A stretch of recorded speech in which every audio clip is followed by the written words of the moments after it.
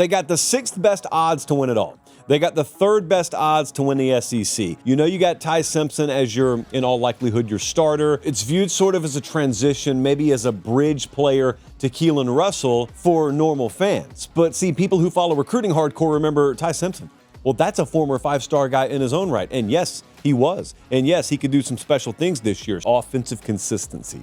That bit them to me more last year than any other thing. There were times Jalen Milroe looked like a superstar. There were times Jalen Milroe looked completely inept. I don't care if Ty Simpson isn't as good as the best of Jalen Milroe. And I don't care if at times they go 3 and out and it's just, is it consistent week in and week out? Do you know what you're getting? Because if you're Kalen DeBoer, if you're Ryan Grubb, if you know what you're getting, you can game plan around that. You can coach around that. We got him with the 9th toughest strength of schedule in the country. I think the game at Missouri is, if there's going to be a trap on here, the biggest trap. They play Missouri after a trip to Georgia and then home against Vanderbilt. Then they go to Missouri, and meanwhile, Missouri's off. They got 7 games versus teams that we would classify as Tier 1 or Tier 2. We got their best case being 11-1, and that's not really a shock. It's an SEC schedule. I mean, there's too much difficulty collectively there. The worst case is 6-6. We don't count injury. Like everyone could say, oh, if our quarterback goes down. No. I mean, with your quarterback, and it just doesn't pan out. He's an inconsistent, average player.